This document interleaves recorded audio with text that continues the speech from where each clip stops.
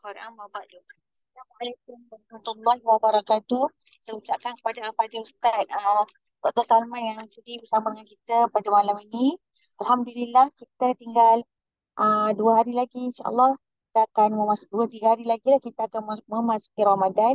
Jadi pada malam ini kita bawakan satu tajuk agar kita sama-sama dapat refresh, kita ingat kembali amalan-amalan dan yang patut kita lakukan, yang patut kita hayati sempena kita nak memasuki bulan Ramadan. Jadi tanpa melengahkan masa, hari ini tajuk yang kita ketengahkan adalah semangat dan checklist Ramadan. Dan dengan ini saya menyerahkanlah majlis kita kepada Al-Fadhil Ustaz. Silakan Ustaz.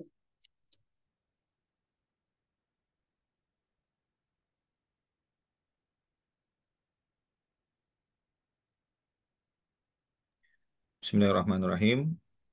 Alhamdulillahirabbil alamin. Nahmaduhu wa nasta'inuhu wa nastahdihi wa nastaghfiruh wa na'udzu billahi min shururi anfusina wa min sayyiati a'malina. Man yahdihillahu fala mudilla lahu wa man yudlilhu fala hadiya lahu. Asyhadu an la ilaha illallah wahdahu la syarika lahu wa asyhadu anna Muhammadan abduhu wa rasuluh. Allahumma salli wa sallim wa barik ala habibina Muhammad wa ala alihi wa ashabihi wa man istanna bi sunnatihi ila yaumiddin. Rabbi shrah li sadri wa yassir li amri wa hlul 'uqdatam min lisani yafqahu qawli. سبحانك لا علم لنا إلا ما علمتنا إنك أنت العليم الحكيم ولا حول ولا قوة إلا بالله العلي العظيم اللهم لا سهل إلا ما جعلته سهلا وأنت تجعل الصعب والحزن إذا شئت سهلا. Alhamdulillah, yang saya muliakan sahabat-sahabat mihrab yang dirahmati oleh Allah Subhanahu wa taala. Mudah-mudahan Allah Subhanahu wa taala jadikan pertemuan kita pada malam ini pertemuan yang diberkati, pertemuan yang mendapat keridhaan daripada Allah Subhanahu wa taala. Sebab apa? Sebab kita sama-sama berhasrat, kita sama-sama berniat untuk kita cari apakah dia amalan-amalan terbaik, apakah dia jadual-jadual, apakah dia jadual harian yang kita nak susun untuk kita sambut bulan Ramadan. Sebab apa? Sebab kita nak sambut bulan Ramadan ni dengan penuh kerinduan. Kita nak sambut bulan Ramadan ni dengan penuh persediaan. Sebab apa? Sebab kita nak mencontohi salafus soleh. Orang-orang soleh zaman dahulu ni, mereka bila mana tiba bulan Ramadan, sebenarnya mereka telah doa lebih awal. Doa mereka adalah 6 bulan lebih awal. Kita sebut dulu bahawa salafus soleh ni, bila sebut salafus soleh adalah orang-orang soleh yang terdahulu. Terutamanya pada 3 kurun pertama, iaitulah sahabat Nabi SAW, tabi'in, diikuti dengan tabi'in. Tabi'in merupakan murid kepada sahabat Nabi. Tabi'in merupakan anak murid kepada murid sahabat Nabi SAW. Jadi 3 kurun pertama itu merupakan kurun yang disebut sebagai salafus soleh, orang-orang soleh yang terdahulu. Jadi mereka ni, hadirin sekalian, mereka ni bila mana tiba bulan Ramadan, sebelum tu lagi, 6 bulan sebelum Ramadan, mereka telah berdoa kepada Allah Subhanahu Wa Taala. Berdoa supaya apa? Supaya Allah Ta'ala sampaikan kepada mereka ni bulan Ramadan. Allah Ta'ala sampaikan umur mereka untuk mereka ni sambut bulan Ramadan. Sebab apa? Sebab orang soleh ni zaman dahulu ni mereka faham, kenal sangat tentang apakah kelebihan-kelebihan yang Allah Ta'ala bagi kepada orang-orang beriman pada bulan Ramadan. Baik. Lepas pada bulan Ramadan, mereka beribadah sungguh-sungguh. Bila berakhirnya Ramadan, masuk je hari raya, mereka buat apa? Mereka berdoa 6 bulan lagi. 6 bulan lagi mereka berdoa supaya apa? Supaya Allah Ta'ala terima segala amalan baik mereka sepanjang bulan Ramadan. Artinya, hadirin sekalian, 6 bulan pertama, 6 bulan pertama, mereka doa, Ya Allah, sampaikanlah kami kepada bulan Ramadan. Kita pun doa juga. Kita pun doa juga kan? Kalau kita pergi masjid, kita pergi surau, apa doa dia? Imam-imam biasa doa, Allahumma barik lana fi Rajabin wa Sya'banin wa balighna Ramadan. Ya Allah, uh, kurniakanlah barakah kepada kami untuk bulan Rajab dan bulan Syaban dan sampaikanlah kami kepada bulan Ramadan. Ini doa kita 3 bulan sebelum. Salafus soleh mereka doa adalah 6 bulan sebelum.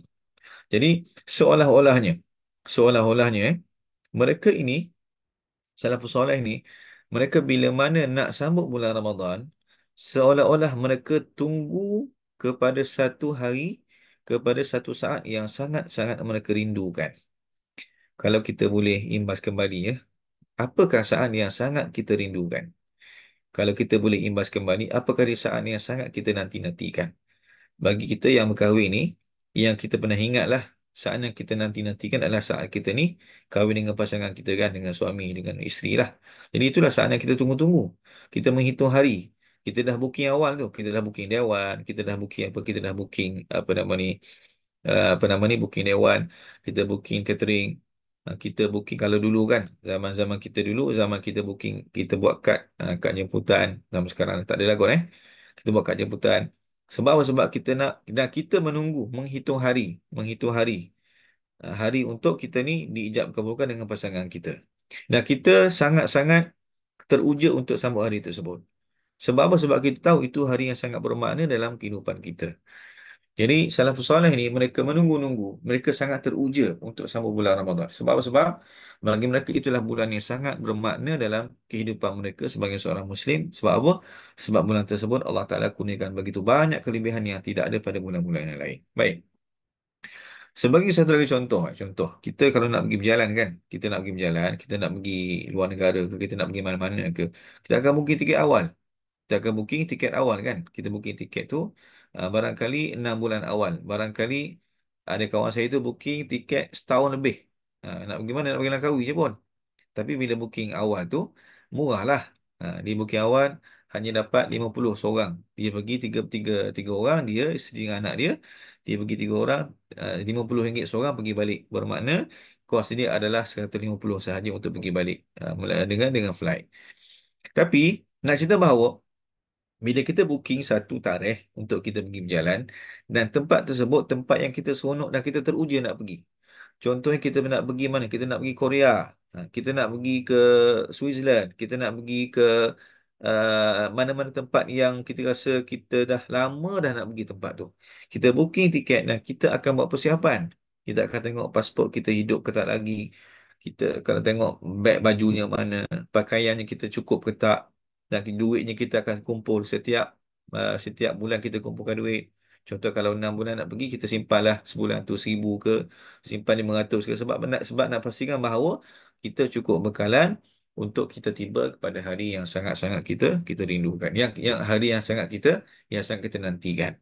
Jadi itulah dia salafus soleh. Orang soleh ni mereka sangat-sangat teruja untuk sambut bulan Ramadan. Sebab apa? Sebab mereka memahami apakah dia kelebihan yang ada pada bulan Ramadan yang tidak ada pada bulan-bulan yang lain. Jadi kita samalah, kita teruja nak pergi satu-satu tempat sebab kita faham tempat tu tempat yang sangat bermakna bagi kita, tempat tu sangat seronok bagi kita dan kita dah lama dah plan dan memasak angan-angan nak pergi ke tempat tersebut. Okey, baik. Jadi sebelum daripada kita nak masuk kepada checklist yang kita nak tengok apakah dia amalan yang kita nak buat bulan Ramadan ni, kita kena faham dulu lah kelebihan Ramadan. Saya percaya sahabat-sahabat ni ada dalam ni kan.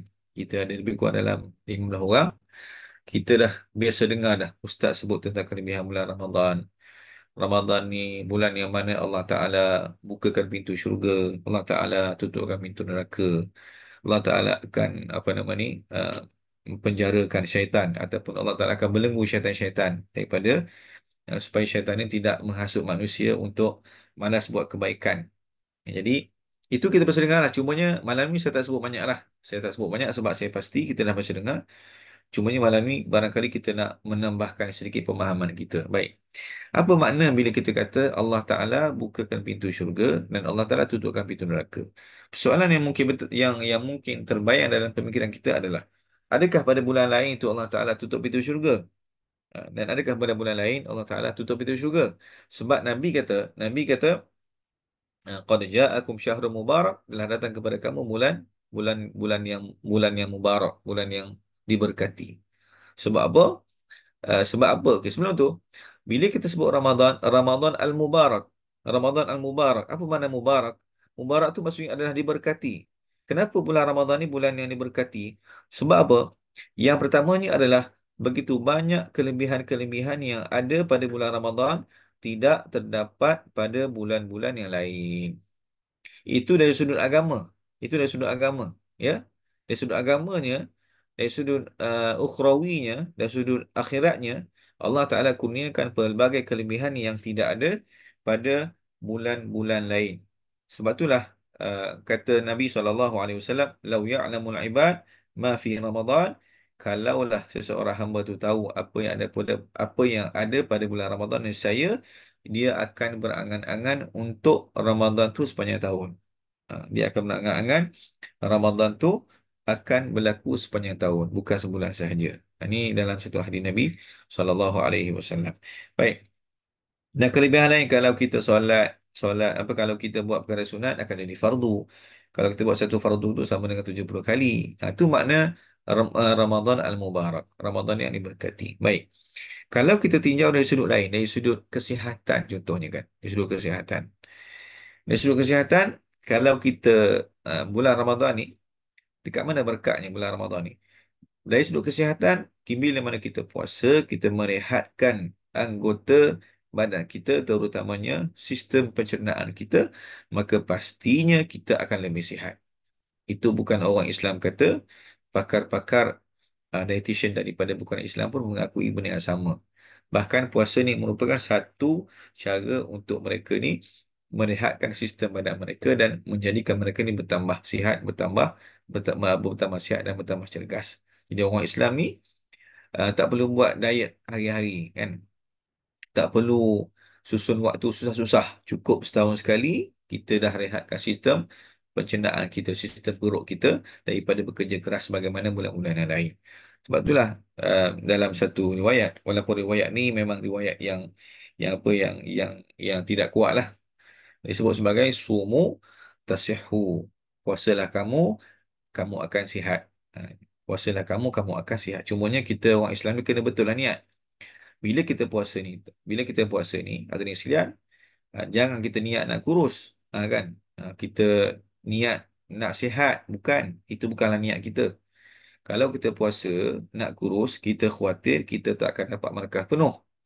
Sebab itulah kita kena betulkan pemahaman kita. Puasa kita bukan nak kurus, puasa kita bukan nak turun berat badan, puasa kita adalah nak memenuhi tuntutan ibadah yang Allah Ta'ala telah arahkan kita buat. Itu sebenarnya.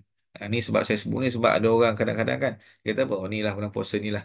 Aku nak kurus lah ni, nak kurus lah ni. Dia tak sedar, dia khawatiri bahawa walaupun disebut secara bersahaja, dia khawatiri bahawa puasa itu walaupun dia buat dengan cara ibadah, tapi antara matlamat yang dia nak capai adalah dia nak kurus.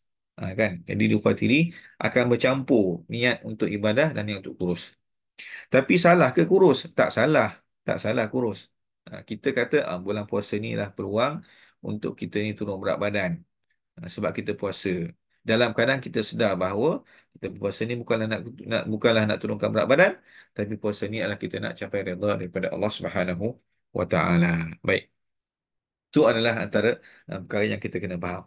Bila sebut mubarak, bila sebut Ramadan al-Mubarak. Apa lagi yang mubarak ni? Apa lagi yang diberkati ni? Bulan Ramadan ni kadang-kadang kan kita jarang masak. Kita masak pun untuk sahur sahaja. Artinya kita telah dapat menjimatkan perbelanjaan harian kita. Perbelanjaan dapur kita. Sebab apa? Sebab bulan Ramadan ni orang berlomba-lomba menginfakkan harta mereka. Apa ni, memberikan sumbangan wang mereka untuk menaja orang berbuka puasa di masjid ataupun di surau. Jadi artinya pada bulan puasa ni kita dapat menjimatkan perbelanjaan kita.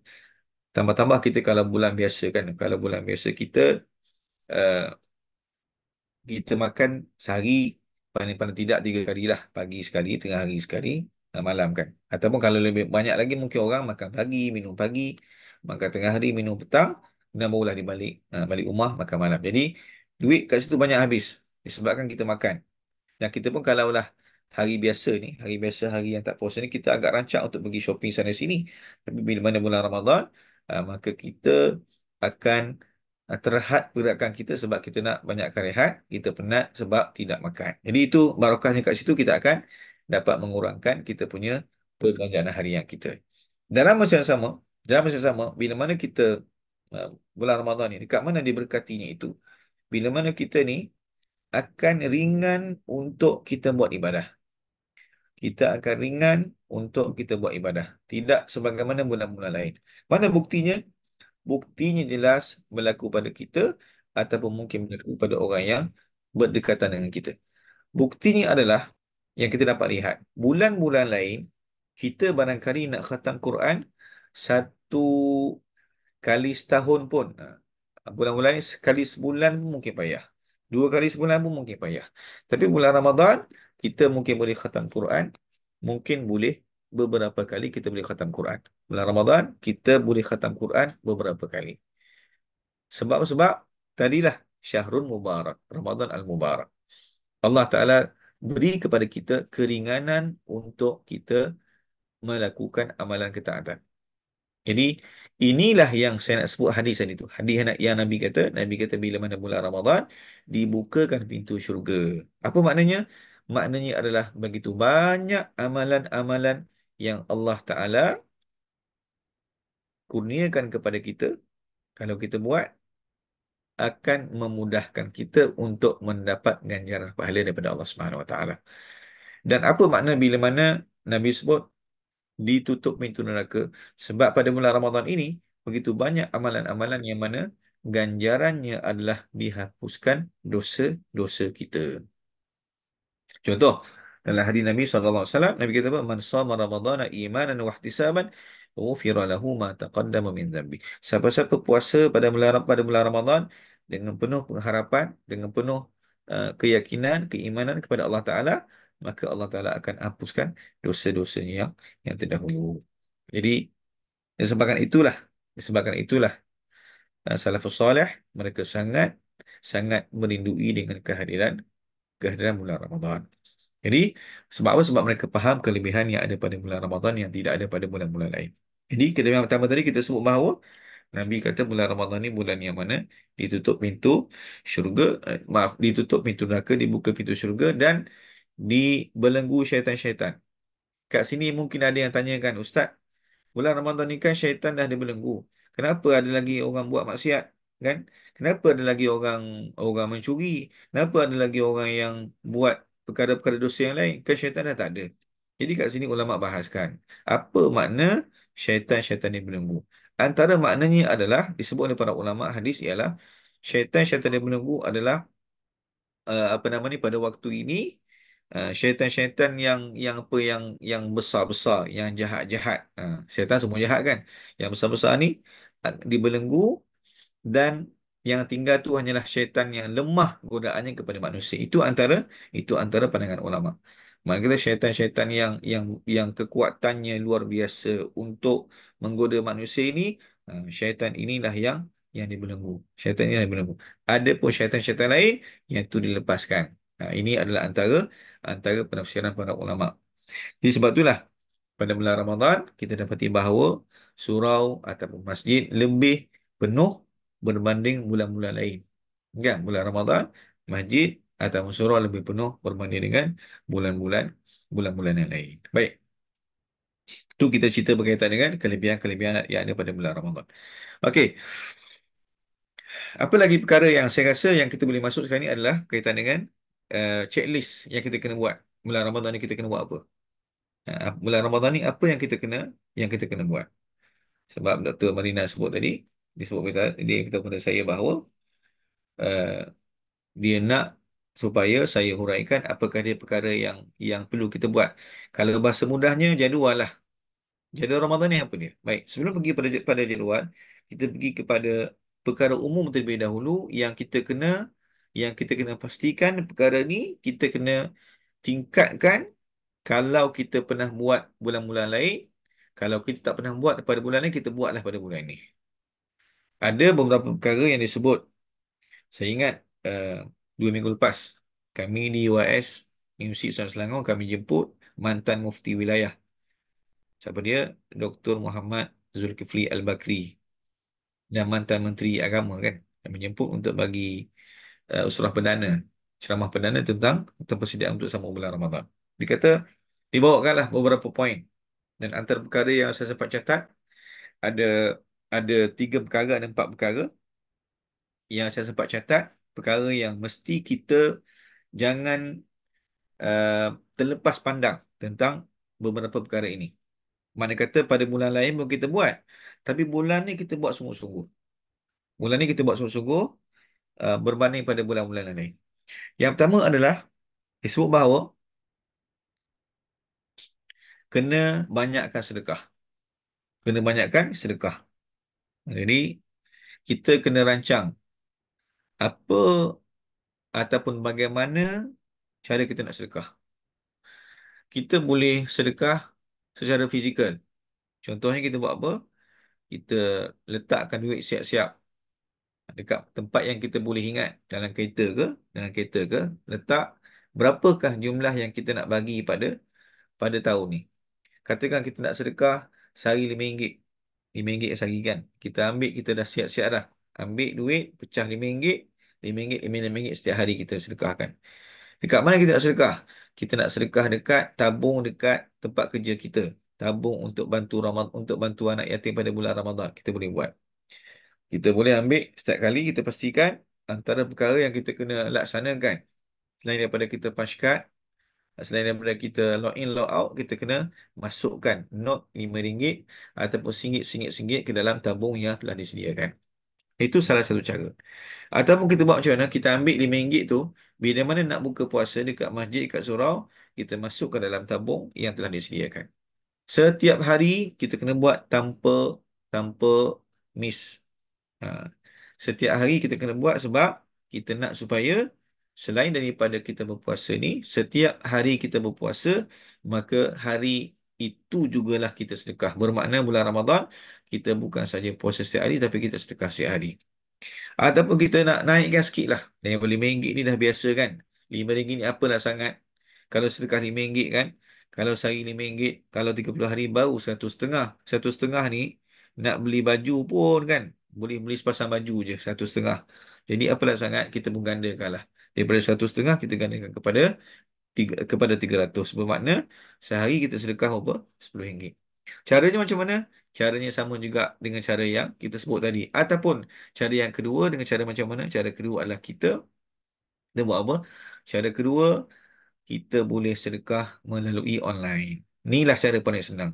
Dan saya percaya cara inilah yang kita boleh praktikkan dan fadilat yang kita dapat juga adalah sangat besar. Sebab apa? Sebab sedekah secara online ni adalah sedekah yang kita tak tahu. Yang bukan kita tahu, yang orang lain tak tahu. Pasangan kita pun tak tahu. Kita sedekah online. Sebab kita hanya guna telefon kita sahaja. Di mana-mana sahaja, bila-bila masa sahaja.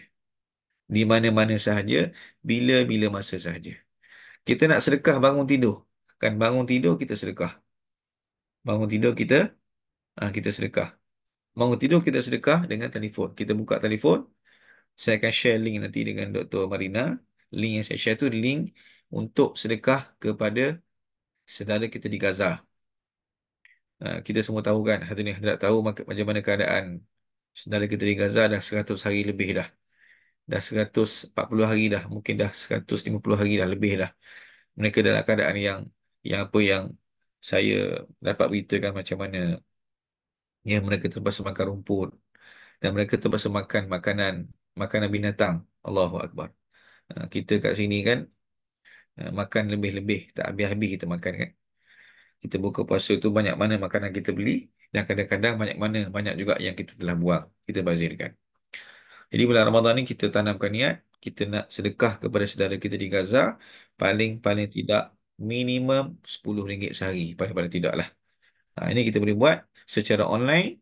Bila kita buat online, maka kita telah mempraktikkan hadis Nabi SAW, di mana Nabi kata apa? Nabi kata orang yang mana salah satu golongan yang akan mendapat naungan arasy Allah Subhanahu Wa Taala adalah orang yang mana disedekah dengan tangan kanannya dan dia menyembunyikan sedekahnya sehingga kan tangan kiri tak tahu tangan kanan sedekah. Maknanya kita begitu berahsianya dia dengan amalan sedekah dia. Dan orang macam inilah yang Nabi sebut akan dapat naungan daripada arasy Allah Subhanahu Wa Taala. Jadi kita nak buat boleh tak? Sangat-sangat mudah kita nak buat. Sangat mudah kita buat. Kalau kita tak buat juga bermakna kita telah melepaskan satu amalan yang sangat besar ganjarannya di sisi Allah Subhanahu Wa Taala, tapi sangat mudah untuk kita laksanakan. Nah, ini sedekah. Sebab tu tuan-tuan, sebab tu hadirin sekalian saya nak share lah. Saya nak share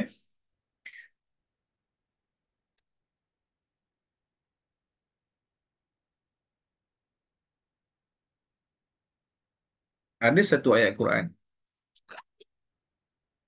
Ada satu ayat Quran Allah Ta'ala beritahu tentang keadaan orang yang nak diambil nyawanya oleh Allah Subhanahu Wa Ta'ala. Kalau boleh kita sama-sama buat catatan, ayat Quran tersebut adalah daripada surah Al-Munafiqun. Daripada surah Al-Munafiqun, Allah Subhanahu Wa Ta'ala berfirman dalam ayat 10 surah Al-Munafiqun. Dalam ayat 10 surah Al-Munafiqun, Allah Subhanahu Wa Ta'ala berfirman, "Wa anfiqu mimma razaqnakum min qabli an ya'tiya ahadakumul maut فيقول ربي لولا أخرتني إلى أجل قريب فأصدق وأكن من الصالحين. Kata Allah Ta'ala, dan berinfaklah kamu daripada daripada apa yang telah kami rezekikan kepada kamu sebelum datang kepada salah seorang di antara kamu kematian, dan dia akan berkata, wahai Tuhanku, kalaulah engkau boleh lewatkan sedikit hari kematian ini, maka apa aku buat? Aku akan bersedekah. Fa'as-saddaqah. Aku akan bersedekah. Jadi, bila kita baca ayat ni, kita mungkin tertanya-tanya, kenapa Allah Subhanahu Wa Taala ceritakan bahawa orang yang nak mati ni, orang beriman itu terutamanya, bila mana sampai saat kematian, mereka minta tangguh. Minta tangguh. Sebab apa? Sebab mereka nak sedekah. Bila saya baca ayat ni, saya tertanya-tanya, kenapa mereka minta nak sedekah? Kenapa mereka tidak minta untuk solat? Kenapa mereka tidak minta untuk baca Quran? Sebab apa? Sebab sedekah ni merupakan amalan yang paling senang dilakukan. Sedekah merupakan amalan yang paling senang dilakukan berbanding amalan-amalan lain. Hadirin sekalian, cuba kita tengok amalan lain. Solat umpamanya kan. Solat ni adalah tiang agama dan ganjarannya juga adalah besar di sisi Allah Subhanahu Wa Taala. Tapi nak laksanakan ibadah solat ni, dia tidaklah boleh secara spontan. Sebab apa? Sebab kalau kita nak solat, kita kena ambil uduk dulu. Kalau kita pakaian tak bersih, kita kena tukar pakaian kita dulu. Kita kena solat ni tak boleh di mana-mana. Kita kena solat, kita kena menghadap kiblat. Kita kena menghadap kiblat, kita kena pakaian yang proper, pakaian yang bersih, yang tidak dicemari oleh sebarang najis. Dan kita kalau kat rumah kita solat tu, kita sejadah kan. Kita cari ruang yang sesuai lah. Jadi solat ni nak buat, dia kena banyak step. Dia kena banyak step. Tapi, okay, okay. Kalaulah ibadah lain. Nak buat apa lagi? Nak baca Quran. Baca Quran pun sama lah. Baca Quran, kita kena ambil uduk. Boleh kita boleh sentuh mushaf. Sentuh mushaf kan. Dan kalau kita, apa nama ni, uh, kalau baca Quran ni, kadang-kadang kita baca tak lancar. Kan, kita baca tak lancar, setengah-setengah ayat tu kita tak lancar, kita tak pasti. Ni baris mana? Baris atas ke baris baris bawah ke baris depan? Sebab kadang-kadang bila mana kita jumpa dalam Quran, ada alif, kemudian ada tanda macam berudu kat atas tu kan. Ni uqtulu ke, yaqtulu ke, aqtulu. Ini kita tak tahu kan. Jadi, nak baca Quran ni, dia kena belajar, barulah dia boleh laksanakan. Dia boleh baca dengan betul. Baik, itu baca Quran. Sama juga macam bab ibadah lain. Nak pergi umrah ke, kena persiapan yang banyak, tubuh badan kena sihat. Tapi ibadah sedekah ni, ibadah yang paling senang, yang tidak memerlukan sebarang persiapan, dan kita boleh buat di mana-mana. Zaman sekarang, sedekah boleh di mana-mana. Zaman dulu mungkin nak sedekah, kita kena bergerak, kita kena buka pintu, kita kena jalan kaki pergi masjid. Ataupun kita kena naik kereta, kita kena pergi masjid, pergi surau, ataupun pergi ke mana-mana tempat yang kita nak sedekah. Itu zaman dulu.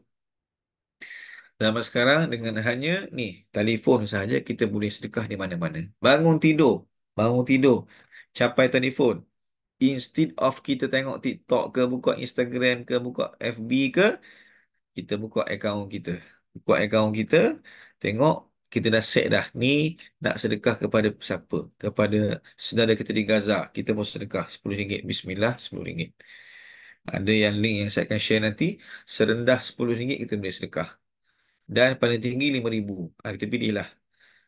Kalau dah kita biasa sedekah 10, setiap hari RM10 dah, ujung-ujung Ramadan nanti kita sedekahlah sebanyak sebanyak RM20 sehari ke.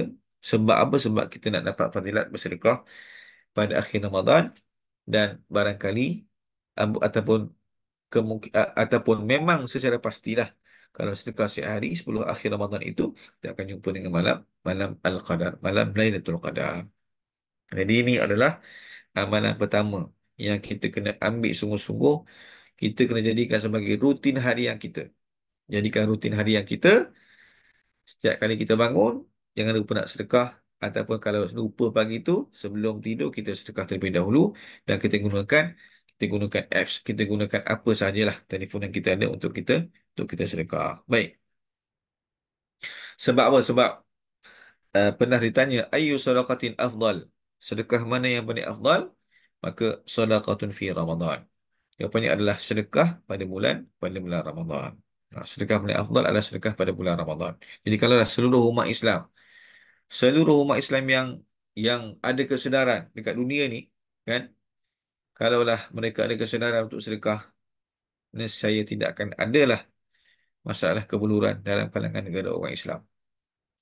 Kalaulah orang Islam seluruh dunia ni ada kesedaran untuk sedekah, kita ambillah orang Malaysia lah. Orang Malaysia kan, kita ambil orang Malaysia ni 30 juta. Kita ambillah katakan 10 juta sahajalah.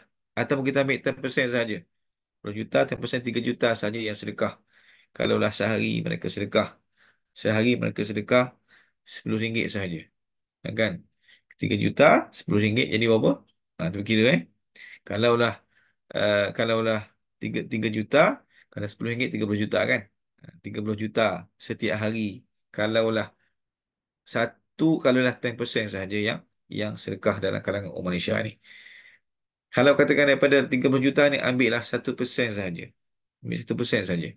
Maknanya kata dalam 1% saja kan? 1% saja antara antara apa, dia bukan dalam apa? Kalau 1% dalam 300,000 kan? Kalau sedekah RM10 seorang saja, berapa banyak dah yang kita boleh sumbangkan kepada saudara kita di Gaza. Saya sebut secara khusus di Gaza ni sebab apa? Sebab mereka sedang menghadapi ujian yang tidak pernah mereka hadapi sebelum ni.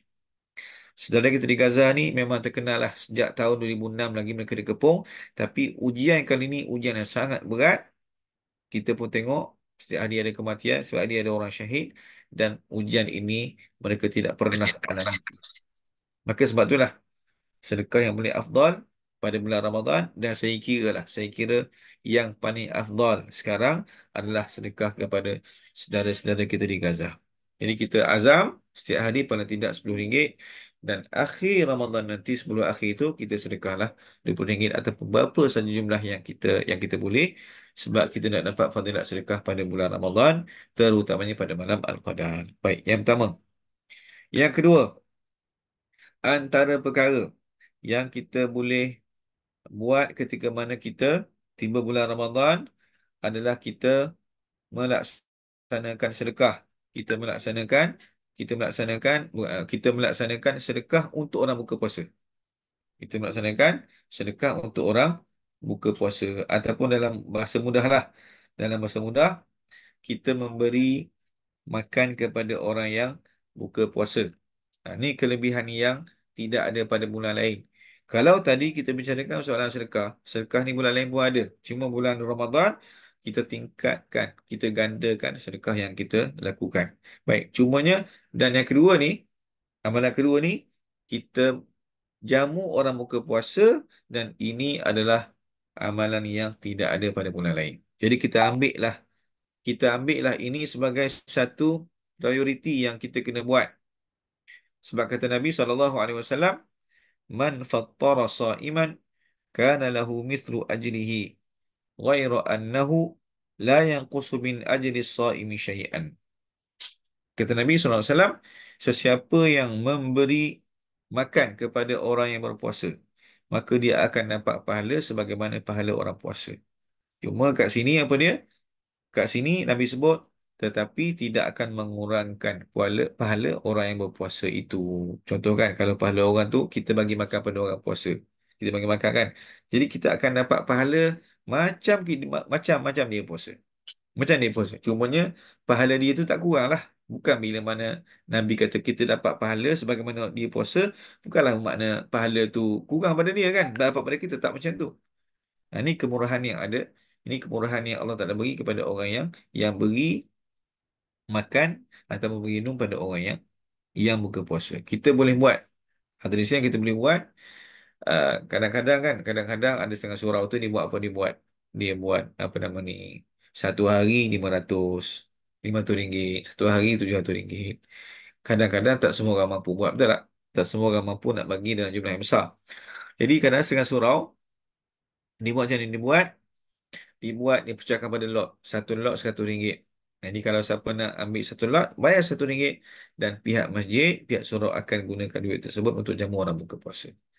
Jadi kalau RM100, kalau kita tak dibuat banyak, kita boleh buat sikit. Carilah mana-mana surau, mana-mana masjid yang apa ni yang melaksanakan kaedah sebegini untuk apa ni untuk siapa-siapa sahaja yang boleh bagi sumbangan untuk orang buka puasa.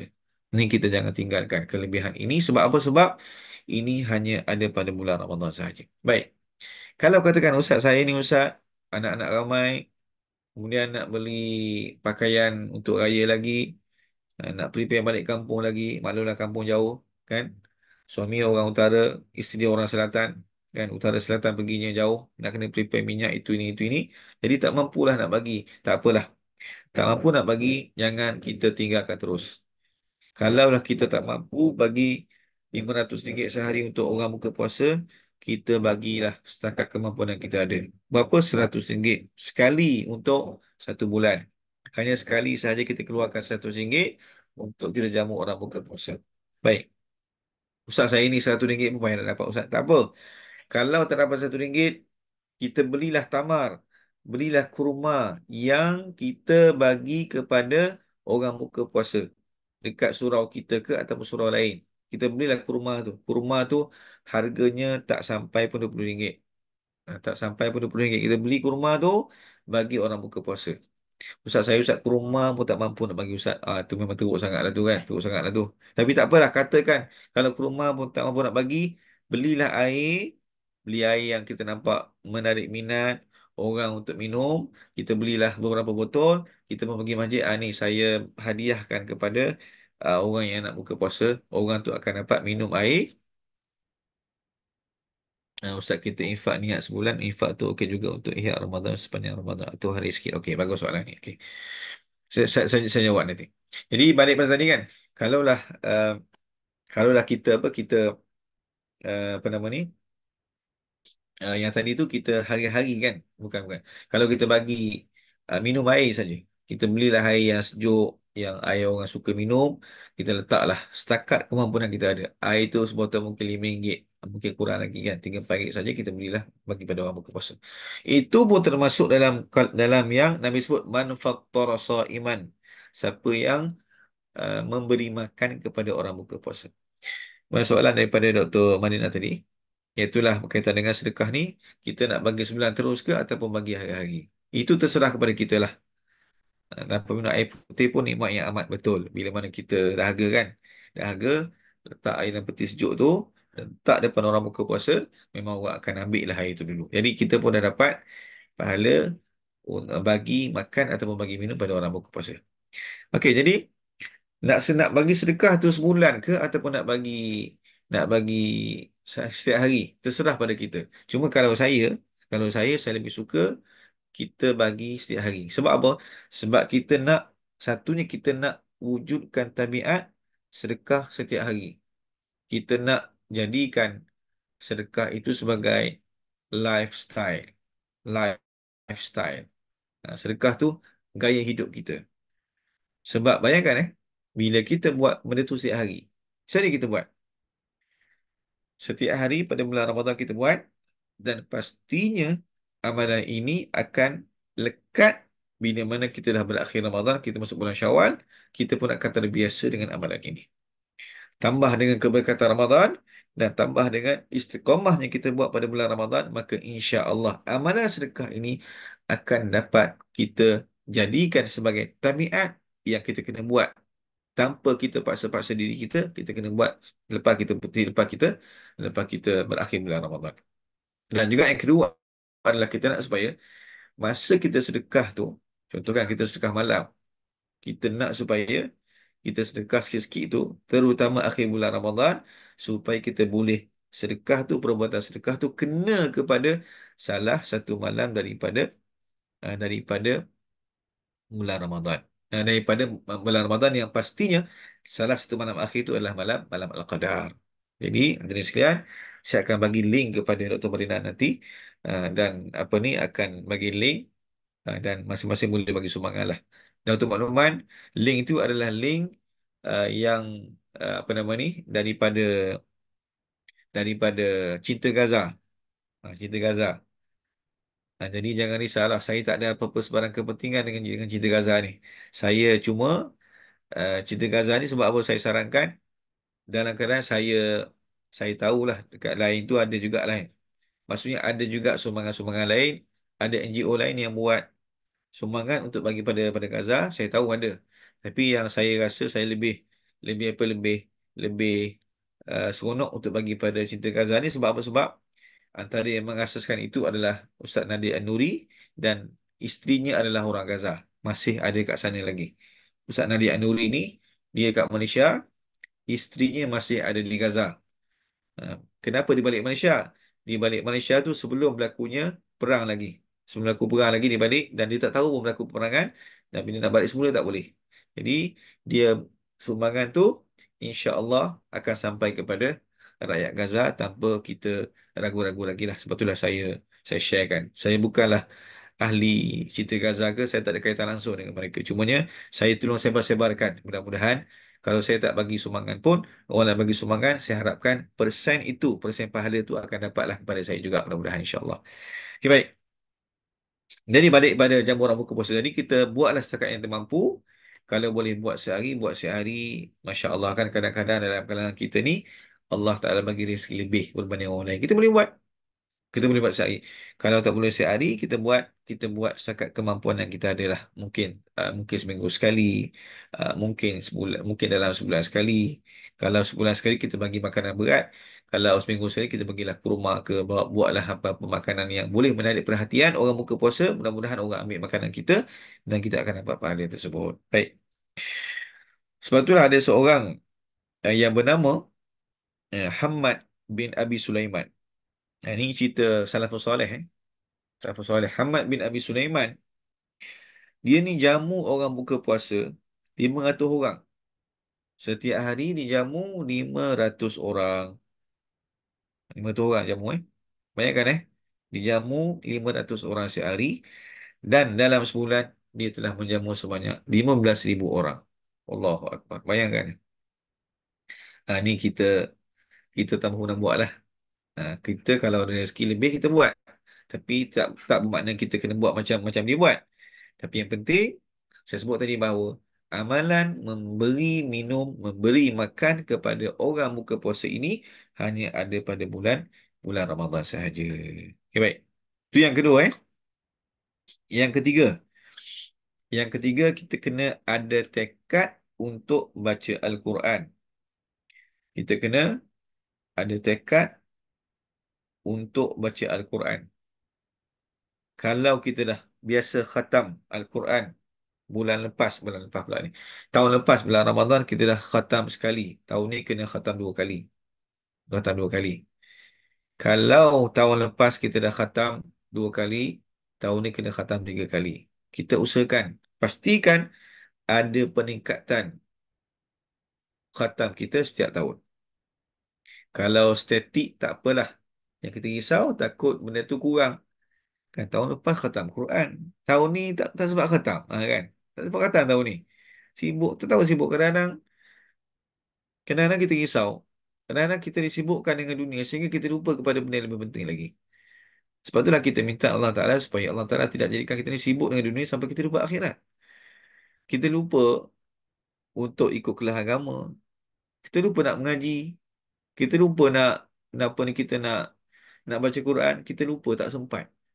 Bila ada satu-satu masa, hadirin sekalian, kita ni disibukkan dengan perkara dunia. Sehingga kita seringkali melewatkan solat fardu. ataupun kita ni disibukkan dengan dunia, sehingga kita ni tak ada masa baca Quran. Pada waktu tu kita kena banyak-banyak istighfar dengan Allah Subhanahu Wa Taala. Sebab apa? Sebab kita takut itu merupakan petanda Allah Taala tinggalkan kita. Nauzubillah. Kita takut itu petanda Allah Taala tinggalkan kita. Sebab tanda Allah Taala sayang kepada seorang hamba itu adalah bila mana Allah Taala sentiasa lorongkan dia ni kepada kebaikan. Tanda Allah Taala sayang kepada hamba ni adalah bila mana Allah Taala sentiasa letakkan hambanya itu dalam kebaikan. Mudah-mudahan kita malam ni yang ada 15 orang, 14 orang malam ni, mudah-mudahan kita ni termasuk, mudah-mudahan kita doa pada Allah Taala. Okey. Ustaz kalau tengah baca contoh juzuk 30, jadi kita sambung baca dalam Ramadan dan khatam. Okey, boleh, tak ada masalah. Boleh. Saya baca soalan ni pada Dr. Marina. Kalau tengah baca contoh juzuk 20, jadi kita sambung baca dalam Ramadan dan khatam. Dan dalam masa sama kita juga mula baca Quran dari juzuk 1 hingga habis. Ini dua Al-Quran. Maka dikira khatam 2 kali tak? Khatam 2 kali, tapi kita khatam yang sepenuhnya sekali itu bulan Ramadan lah. Yang lain itu kita kira khatam. Maksudnya setengah lah kot, setengah Quran. Tapi tak apa.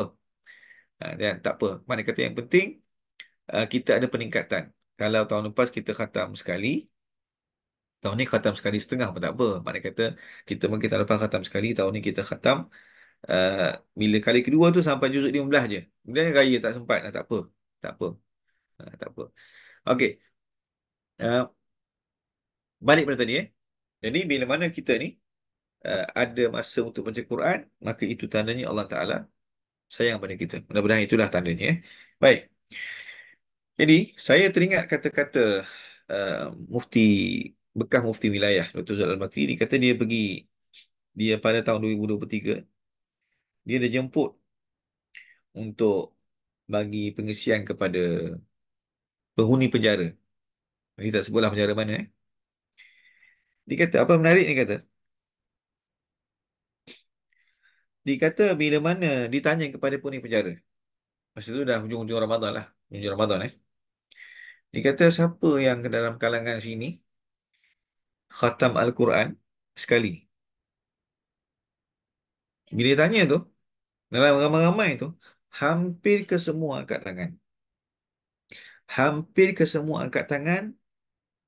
Mana kata hampir ke semua penghuni penjara tu khatam Quran sekali. Kemudiannya ditanya lagi.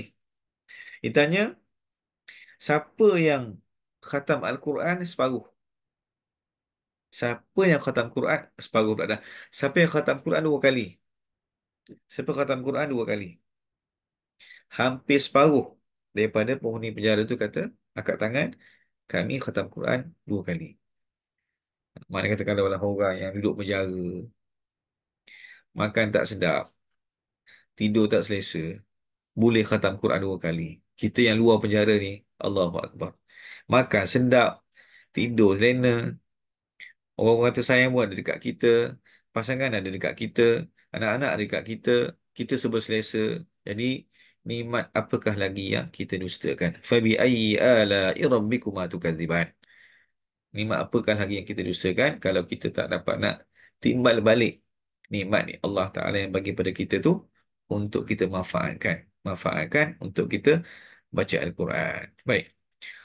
Besar itu baca Quran yang ada makna atau mushaf semasa Ramadan tak ada. Okey, ni saya jawab. Ni antara benda yang saya nak sentuh lah. Okey, jadi ada juga yang lain ni. Ada juga yang lain yang kita nak sebut adalah ada orang letak target. Tahun ni saya nak khatam Quran sekali khatam dan kemudian saya nak baca terjemahan Al-Quran. Ini pun bagus. Ini pun bagus. Cumanya kalau saya boleh kongsikan kisah beberapa orang salafus soleh. Antaranya adalah yang pertama Imam Ahmad, Imam Malik bin Anas. Mazhab Maliki, Imam Malik bin Anas. Bila mana tiba bulan Ramadan, Imam Malik ini terkenal sebagai imam apa ni yang begitu banyak mengajar yang begitu banyak kuliah-kuliah dalam bidang hadis. Jadi dia ada banyak kuliah, dia ada banyak buat kelas dalam bidang hadis. Dia ngajar hadis Sahih Bukhari, maaf, dia ngajar hadis bukan Sahih Bukhari Dia ngajar hadis hadis Nabi lah, dia ngajar hadis-hadis ni kepada orang ramai. Dia banyak buat kuliah hadis. Tapi bila mana tiba bulan Ramadan,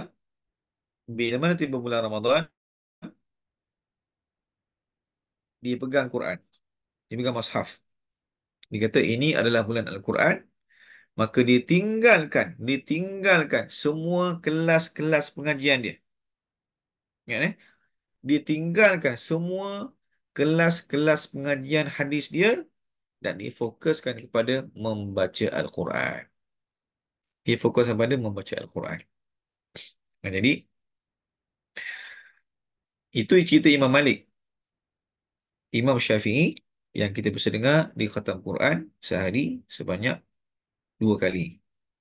Jadi secara zahirnya bila baca Quran itu cerita khatam apa dalam dalam sehari di khatam siang hari. Tak masuk lagi bila mana mereka solat pada malam hari.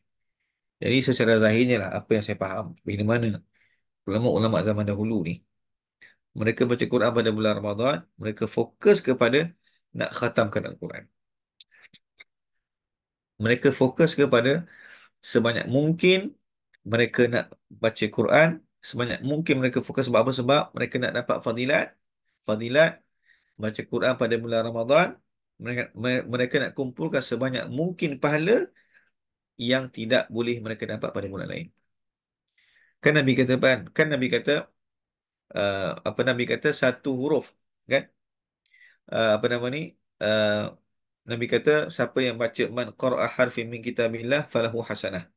Siapa yang man qara'a harfan min kitabillah falahu hasanah. Siapa yang baca satu huruf daripada Al-Quran maka dia akan dapat satu hasanah. Wal hasanatu bi asyri amsalihha. Hasanah tu satu hasanah adalah 10 kali ganda. Maka mereka nak dapat fadilat tu. Fadilat baca satu huruf dan Nabi kata alif lam mim bukanlah satu huruf tapi alif adalah satu huruf, lam adalah satu huruf, mim adalah satu huruf.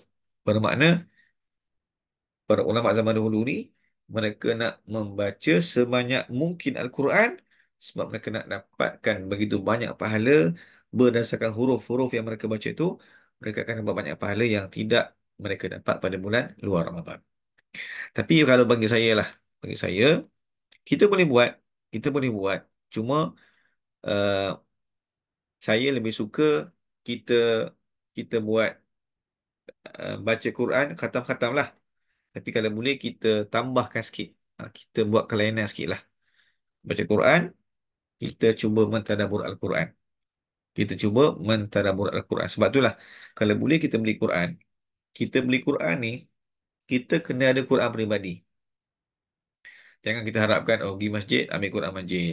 Dan hari ni, ambil Quran ni. Esok ambil Quran lain. Lusa ambil Quran lain. Tadarus kan? Sebaiknya, kita ada Quran peribadi. Yang kita tulis nama kita bawa ke mana-mana lah. Daripada masjid ke rumah kita bawa. Sebab apa? Sebab bila kita ada Quran peribadi, kita boleh baca dan kita boleh tanda. Contohnya kan, hari ni berhenti kat mana? Hari ni berhenti kat mana? Hari ni berhenti kat surat. Sekarang kita pun tanda. Tulis tarikh. Itu satu. Yang keduanya adalah, saya sarankan, beli mushaf Al-Quran yang ada baris. Maaf, yang ada baris pula. Yang ada terjemahan.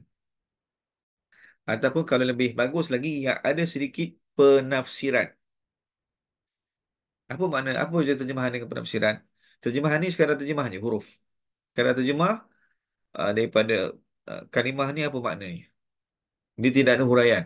Tapi kalaulah Al-Quran yang ada penafsiran, dinyatakan huraian. Contohnya bila dia sebut kat atas penafsiran, dia letakkan satu sudut dekat bawah tu asbabun nuzul. Sebab turun ayat, sebab turun surah. Maka kita pun boleh baca. Jadi bila mana kita terus sambil kita baca, kita dengar orang baca Quran, kita baca, kita boleh tengok kat tepi itu apakah makna yang Allah Ta'ala nak sampaikan pada kita. Betul. Betul, betul, betul.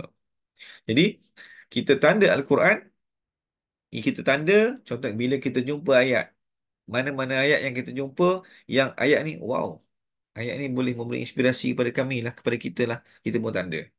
Tanda dan kita gunakan ayat tu untuk kita share dengan kawan ke, untuk kita buat tazkirah kat pejabat ke.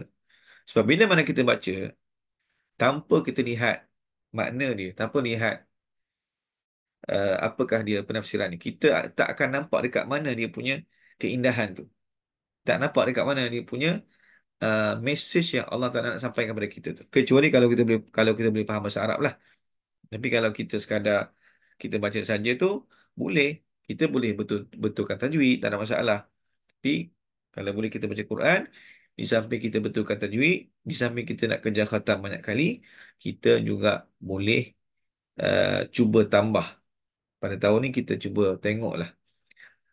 Selain daripada kita terus baca saja, kita kena tengok apakah makna yang mana kita faham apakah the message yang Allah Ta'ala nak sampaikan kepada kita. Okey, itu adalah baca Quran. Yang keseterusnya, yang keempat adalah kita kena hidupkan majlis ilmu. Jadi kalau ulama zaman dahulu ni yang saya sebut tadi, mereka tinggalkan kuliah ilmu, mereka fokus kepada Quran. Tapi sekarang ni, oleh kerana zaman dah berubah, dan kalau kita baca Quran saja, kita pun khawatir, kita pun tak tahu setakat mana kemampuan kita nak khatam banyak kali kan. Nah, kita tinggalkanlah dulu perkara lain. Kalau ulama zaman dahulu ni mereka tinggal kuliah hadis, mereka fokus pada Quran, kita ni hidupkan majlis ilmu dan tinggalkan perkara-perkara lain yang lara, yang kita uh, buat pada bulan-bulan lain. Apa dia? Contohnya tengok TV ke, tengok Netflix ke, kan tengok YouTube ke, tengok TikTok ke. Tinggal dulu benda tu, tinggal kemudian. Jadi kita dapat bayangkan kalau ulama dahulu mereka tinggal majlis ilmu sebab nak fokus pada Quran, kita ni kena tinggalkanlah perkara lara yang kita buat pada bulan lain. Banyak tengok Facebook ke, banyak tengok TikTok ke, banyak tengok Instagram ke, kita tinggalkan dulu. Tinggalkan.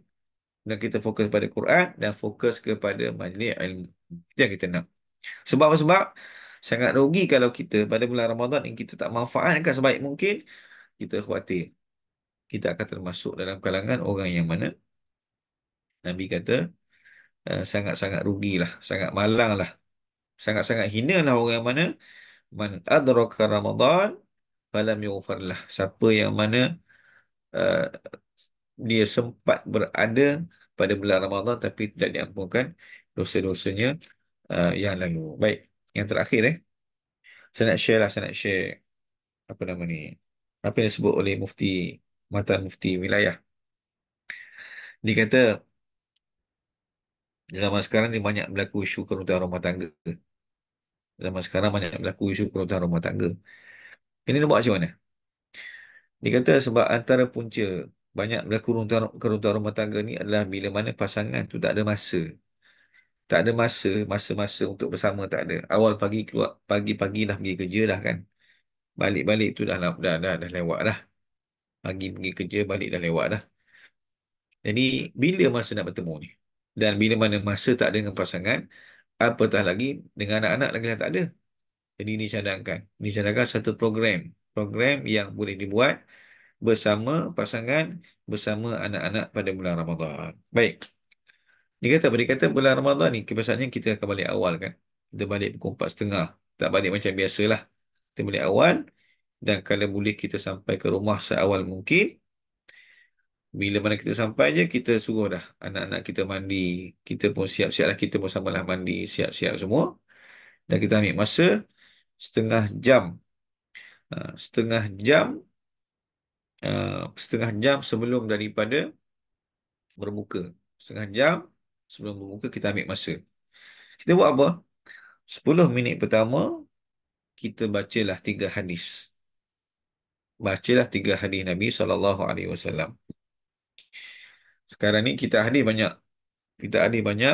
dan hadis yang dah disertakan dengan terjemahan dengan syarahan pun banyak. Hadis 40 kita boleh. Saya ambil contoh hadis yang saya biasa ambil ni adalah hadis ni kitab yang saya beli. hadis 40 yang ditulis oleh Dr. Zulkifli Al-Bakri. Cuma kadang-kadang ada huraian ni lah yang kita tak faham, mungkin agak payah sikit lah. Tapi saya sarankan boleh beli hadis, kitab hadis Fadailul A'mal yang biasa digunakan oleh orang tabligh tu, boleh guna hadis tersebut. Kita baca je, baca. Baca kan, hari ni mungkin mak baca, esok ayah baca, lepas tu anak sulung, kita gila-gila baca. Baca banyak pun, baca 3 hadis sahaja. 10 minit pertama. 10 minit kedua, baca kisah kita zikir. Zikir. Zikir dengan apa? Dengan istighfar ke, istighfar 10 kali. Kemudiannya kita selawat 10 kali. Kemudiannya kita istighfar, selawat, kita baca subhanallah walhamdulillah wala ilaha illallah wallahu akbar 10 kali. Zikir 10 kali. Kemudiannya berapa minit? 10 minit. Habis yang zikir ketiga tu sambung lagi, ulang lagi. Istighfar 10 kali, selawat 10 kali. Kemudiannya tahlil 10 kali, mungkin la ilaha illallah la ilaha 10 kali, buat sampai 10 minit yang kedua. Yang tadi tu, yang tadi tu 10 minit yang pertama tadi tu sama ada kita baca hadis ataupun kita baca kisah hidup Nabi. Ha, baca kisah hidup Nabi. Ada buku-buku kan, sirah Nabi ke? Kita belilah kitab yang saya biasa guna, kitab Sirah An-Nabawiyah oleh Al-Mubarak Furi. Nama kitab tu adalah Ar-Rahiqul Makhtum. Kita bacalah. Baca kisah hidup Nabi, baca kisah perjalanan dakwah Nabi, peperangan yang Nabi sertai dan seumpama dengannya. Baik. Yang ketiga, 10 minit yang ketiga, kita sama-sama doa. Sama-sama doa. Jadi, doa ni, kita doalah apa sahaja yang terbuku dalam hati kita. Kita nak minta dengan Allah Ta'ala, dan dalam masa sama kita nak anak-anak kita tahu yang kita ni doa untuk dia. Contohnya kan, ya Allah, anakku ni susah, ya Allah, mudahkanlah dia, ya Allah. Anakku ni akan menghadapi periksaan, ya Allah, mudahkanlah dia. Anak ni dengar, anaknya aminkan. Dan doa, doa setiap hari. Doa setiap hari kan. Kalau hari ni mungkin ayah doa, esok maknya doa. Dan anak-anak aminkan. Dan mungkin juga dosa anak sulung di doa, yang lain aminkan. Jadi kalaulah setiap hari boleh dibuat macam tu, kata Dr. Zul, insya-Allah, barulah syurga itu akan jadi, maaf, barulah rumah itu akan jadi syurga. Syurgaku, rumahku, syurgaku, baiti jannati. Ataupun kita dalam hubungan suami isterinya akan jadi mawaddah dan juga rahmah, kasih dan juga sayang. Sebab-sebab setiap hari kita buat. Dan kita buat tu pun adalah waktu yang mujarab, waktu yang mustajab doanya, bila mana kita nak buka puasa. Jadi itulah perkara yang kita boleh buat bila mana kita bulan Ramadan ni kita dah kena plan dah. Yang tadi itulah maksudnya, yang kita 30 minit terakhir tu, kita 10 minit pertama kita baca hadis ataupun kita baca kisah Nabi. 10 minit kedua kita kita zikir. 10 minit ketiga kita doa. Kita doa supaya kuat, supaya kita boleh, doa kita tu boleh diaminkan oleh anak-anak kita yang lain. Baik. Kemudiannya tu yang akhir je lah, ni akhir ni. Saya ambil masa cuma 2 minit. Saya nak cadangkan beberapa ni lah, beberapa apa nama ni, uh, kaedah, kaedah ataupun checklist lah. Bukan checklist, jadual. Checklist tadi kita dah bagi kan. Jadual macam mana kita nak manfaatkan untuk bulan Ramadan ni. Okey. Sekejap saya cari sekejap.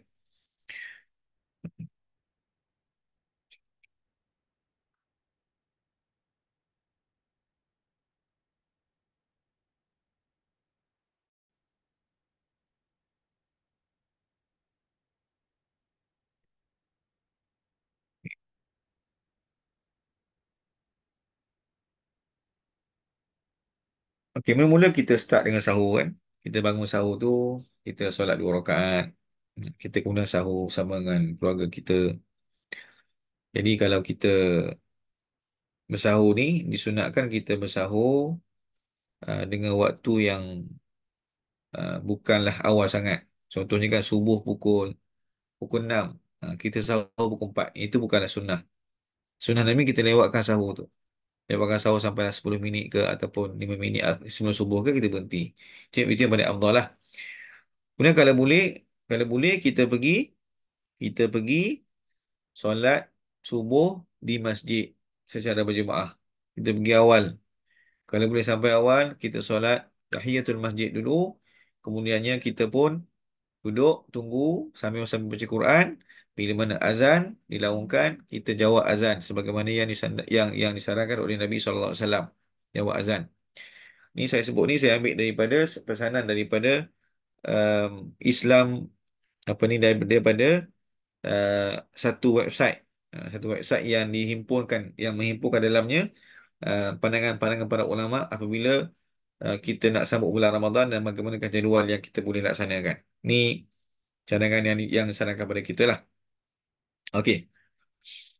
Kemudiannya kita solat subuh secara berjemaah. Lepas subuh, kalau boleh, kalau kita tak ada apa-apa urusan, terutama hari cuti, kita tunggulah. Duduk dekat masjid.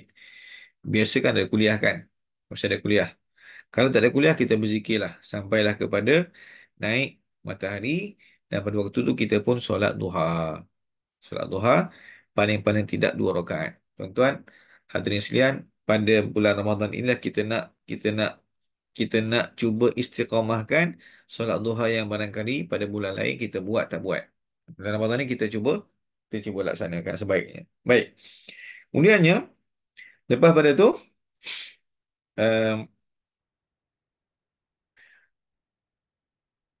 kalau kita nak rehat sekejap, kita baring sekejap lah, kita baring untuk ambil tenaga. Sebab mana tadi kita mengawal, kita akan mulai, maka kita baring sekejap, kita ambil tenaga kita. Dan kalau sempatlah, baring sekejap, kemudian kita pun pergi bekerja. Pergi bekerja dan dalam tempoh itu, bila mana tiba waktu solat zuhur, kita pun solat. Kita solat zuhur, kemudiannya kita sambung kerja kita dan solat asar, kita pun solat asar secara berjemaah. Ni kita nak latih. Kita nak latih diri kita ni. Bulan Ramadan, tidak ada sebab untuk kita tak boleh solat jemaah pada waktu zuhur. Kalau bulan lain mungkin banyak sebab. Bulan lain apa dia? Bulan lain kita keluar makan. Sebab rehat kan sampai 1 hingga 2 kan. Kita mungkin makan dan kita tak ada masa yang cukup untuk kita solat berjemaah barangkali di masjid. Kita pun makan dulu dan kita solat asing-asing. Jadi kali ini bulan puasa ni memang tidak ada sebab untuk kita tidak dapat solat berjemaah. Kemudiannya daripada lepas kita balik rumah, yang tadi itulah lepas balik rumah, kita bersiap-siap minta semua anak-anak mandi semua dan kita laksanakanlah apa yang dicadangkan oleh Dr. Zul tadi tu. Kemudiannya bila mana kita nak buka ni antara doa antara doa yang apa yang antara perkara kita boleh buat bila mana kita nak buka ni adalah kita perbanyakkan doa. Doa ni tak semestinya dalam bahasa Arab saja. Dalam bahasa Melayu pun boleh. Dalam bahasa Melayu pun boleh kita doa apa sahaja doa. Cuma hadirin sekalian dalam banyak doa yang kita nak doa. Jangan kita lupa doa yang sangat mustajab yang sangat disarankan oleh Nabi SAW dan juga diikuti oleh sahabat lain. Apa dia doanya? Antara doa yang mustajab, antara doa yang afdal yang kita doakan adalah Rabbana atina fid dunya hasanah wa fil akhirati hasanah wa qina azabannar. Kenapa doa ni doa yang mustajab, yang afdal? Sebab doa ni menghimpunkan permintaan yang baik-baik untuk kita dunia. Untuk keduniaan kita dan juga untuk akhirat kita. Yang paling utama adalah kita minta jauh daripada azab api neraka. Sebab apa? Rabbana atina fid dunya hasanah. Ya Allah, berikanlah kami dekat dunia ni hasanah, kebaikan. Wa fil akhirati hasanah. Dan dekat akhiratmu kebaikan. Dan jauhkanlah kami daripada azab api neraka. Baik. Kemudiannya kita lepas pada kita buka puasa, kalau sekarang masjid tu kan dia makan dulu, buah kurma, makan ringan-ringan, kita pun solat, barulah kita makan. Terserah kepada masjid mana-mana lah. Ada masjid dia makan terus. Dia buka puasa makan terus, barulah solat. Dulu pun tak ada masalah. Cumanya yang kita nak tekankan adalah jangan kita mulakan makan melainkan kita makan buah kurma. Sebab apa? Sebab nak ambil sunnah Nabi SAW. Walaupun nama kita tu ada macam-macam kan. Ada roti john, ada apa balik, ada cream puff, ada macam-macam makanan yang menggiurkan.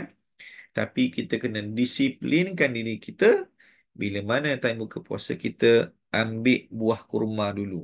Ambil satu ke, ambil dua ke, ambil tiga, ikut sukalah. Yang penting kita mulakan dengan buah kurma dulu. Sebab ini merupakan sunnah Nabi SAW. Kalau tengok Ustaz, kalau tak buah kurma boleh tak benda manis? Boleh tak benda manis? Saya kata bahawa sebab memang ada setengah kitab sebut macam tu, makanan manis. Tapi kalau kita berpegang kepada betul-betul kepada hadis Nabi SAW, Nabi sarankan kita untuk kita buka puasa dengan kurma terlebih dahulu. Okey, baik. Kemudian kita lepas pada tu kita rehat, kita rehat sekejap untuk ambil tenaga untuk solat Isyak. Dan kita solat Isyak, kita hendaklah solat Isyak secara berjemaah, yang kadang-kadang orang orang kadang-kadang dia lupa fadilat, lupa fadilat. Dia buat apa? Dia solat Isyak tu kat rumah, dia pergi tarawih berjemaah. Ya, balik. Balik, sepatutnya yang lebih diutamakan adalah solat fardu, kita cuba usahakan untuk kita laksanakan di masjid. Dan kalau kita solat kat masjid itu, jangan kita uh, berpisah dengan imam sehinggalah imam telah selesai solat tarawih bersekali dengan solat witir. Ada orang dia nak solat tarawih dengan imam, lepas tu witir dia bangun. Dia bangun, dia pergi solat, dia kata dengan alasan nak solat witir kat rumah nanti. Tak apa, kat rumah tu buatlah. Ataupun nak solat witir ketika mana qiyamul lail malam nanti. Yang tu buatlah. Tapi yang penting dia solat, diselesaikan dulu solat di masjid itu dengan imam. Kalau imam solat 8, 8 lah. Imam solat 20, 20 lah. Kalau rasa dia tak mampu nak solat 20, maka dia pergi surau yang 8, maka dia solat 8 dengan imam, sekali witir 13, dia balik rumah. Baik, kenapa? Sebab Nabi SAW bersabda, "Innahu man qama ma'al imami hatta yansarif kutiba lahu qiyamul lailah." Siapa-siapa yang mana berdiri bersama imam sehingga imam selesai, maka dituliskan baginya qiyam sepanjang malam. Nah, kemudian disambung dengan tadarus. Kemudiannya dia apa nama ni? Rehat. Tidur awal untuk persediaan untuk bangkit pada esok harinya. Itulah antara jadual harian yang kita boleh cadangkan, dan kalau boleh, yang dicadangkan ni adalah oleh sekumpulan para ulama, dan kalau boleh untuk 10 akhir tu, kalau boleh iktikaf 10 hari lagi bagus. Kalau tak boleh, ambillah masa 2-3 hari kita tidur di masjid, ambil iktikaf, mudah-mudahan kita boleh dapatlah kita boleh dapatlah apa nama ni, iktikaf pada malam Al-Qadar. Kalau tak boleh setiap malam pun, kita boleh iktikaf pada malam ganjil. Sebab nak kejar fadilat beriktikaf pada malam Lailatul Qadar. Wallahu alam, saya rasa dah lama dah kita ni. Dah lebih 1 jam dah. Saya tengok soalan-soalan kalau ada yang belum jawab lagi. Saya ingat semua dah selesai. Semua dah saya jawab dah. Jadi saya serahkan semula kepada pengusi. Silakan, Doktor. Okay, sekejap Ustaz, saya keluar dah. Okey. Okey, terima kasih Ustaz. Saya rasa banyak pengajaran kita dapat. Ada yang saya miss, ada yang saya tak berapa nak dengar. Tapi insyaAllah kita ada recording. Kita akan dengar kemudian. Jadi sebelum kita tutup majlis, kita buka dulu lah sebarang soalan daripada sahabat-sahabat. Kalau ada soalan nak tanya, kemusykilan, silakan. Boleh type ataupun terus tanya kepada Ustaz. Silakan. Assalamualaikum. Nak tanya Ustaz, kalau solat witir tu elok lepas tarawih ataupun lepas solat malam tu, qiyam tu? Kita buat solat witir tu, kalau kita solat di masjid, kita tarawih kat masjid ataupun kat surau, kita solat witir bersama dengan imam. Kalau imam solat witir pada waktu tu, kita solat witir dengan imam. Kalau kita diberi pilihan nak solat witir dulu ke nak solat witir. Kalau imam tak buat solat witir lagi, kita boleh buat solat witir tu, yang afdal adalah pada penghujung malam setelah kita selesai qiyamul lail kita. Ha, Tapi jangan kita semata-mata kita nak solat witir hujung malam, kita bangun sebelum daripada imam tu selesai witir. Sebab kita tak dapat fadilat yang Nabi kata, siapa yang berdiri bersama imam sampai imam selesai, dia akan dapat kelebihan yang mulai sepanjang malam. Kita tak dapat fadilat tu. Jadi kita ikut imam. Kalau imam dah witir, jadi kita bangun malam nanti tak perlulah witir kali kedua. Jelas ya? Ya Ustaz, terima kasih. Okey, sama. Ustaz, macam mana pula Ustaz kalau kita tak berkesempatan lah Ustaz untuk tadarus di surau, di masjid, tak jadi di rumah pun semua balik tak tentu masa. Jadi kita tadarus online okey ke Ustaz? Boleh, Online. boleh sangat, boleh sangat. Online pun boleh. Itulah kelebihan teknologi yang kita ada. Kita boleh buat online kat mana-mana kita buat. Tambah-tambah kan kalau kerja doktor kan, dia sibuk, dia kena attend pada pesakit. Sebenarnya, attend pesakit pada waktu bulan Ramadan tu pahala yang sangat-sangat besar yang tidak semua orang diberikan keistimewaan itu. Kalau doktor attend pesakit, jangan lupa minta supaya doktor pesakit ni doakan untuk doktor yang merawat ni. Semualah yang ada lah. Itu kelebihan besar lah. Baik. Kemudian saya nak bagi juga, saya tahu juga bahawa kalau perempuan ni uzur kan, uzur, dia tak dapat nak solat, tak dapat puasa. Keuzuran itu tidaklah bermakna dia terlepas fadilat yang orang lelaki boleh buat. Kalau dia uzur, tak boleh baca Quran, dia boleh dengar Al-Quran. Dia boleh dengar Al-Quran. Dengar, maksudnya, dia pasang Quran, dia dengar Quran, dan itu pun didapat ganjaran pahala. Dia tak baca Quran sebab apa? Sebab Allah Ta'ala tak bagi baca Quran. Dapat pahala lah. Kenapa tak puasa ni? Sebab Allah tak bagi puasa, sebab uzur. Jadi, tak puasa itu sebab mematuhi perintah Allah Ta'ala. Tak baca Quran, mematuhi perintah Allah Ta'ala, maka dia pun akan dapat pahala. InsyaAllah. Dah ada? Okay, faham. Okay, ada Okey. sebarang soalan lagi ke? Ustaz nak tanya tentang witir tadi Ustaz. Kalau kita kan witir tu dia boleh sampai 11 rakaat kan Ustaz kan?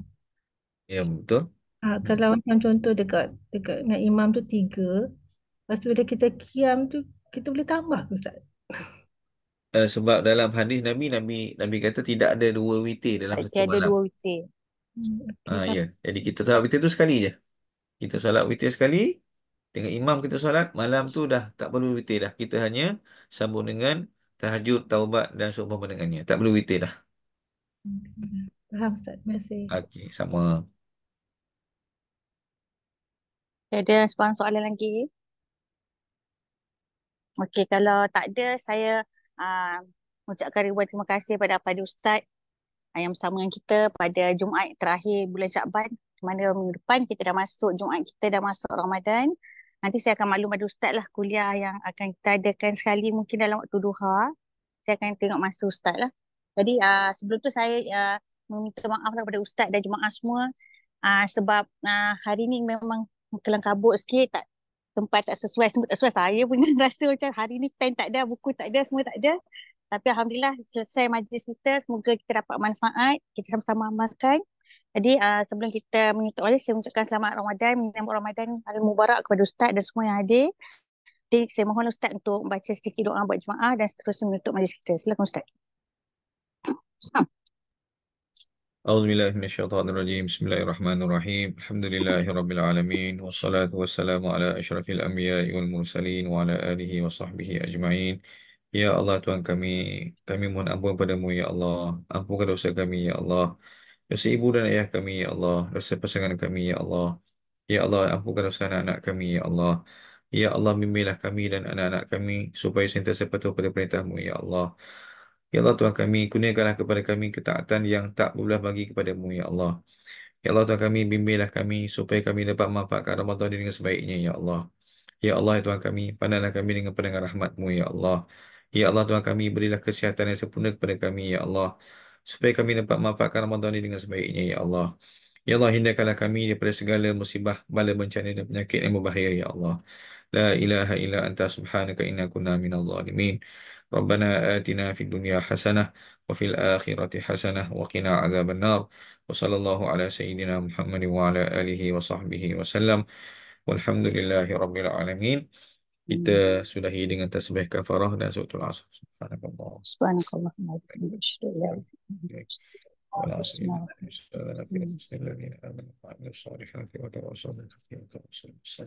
Terima kasih Ustaz. Assalamualaikum. Terima kasih semua. Assalamualaikum warahmatullahi wabarakatuh. Salam.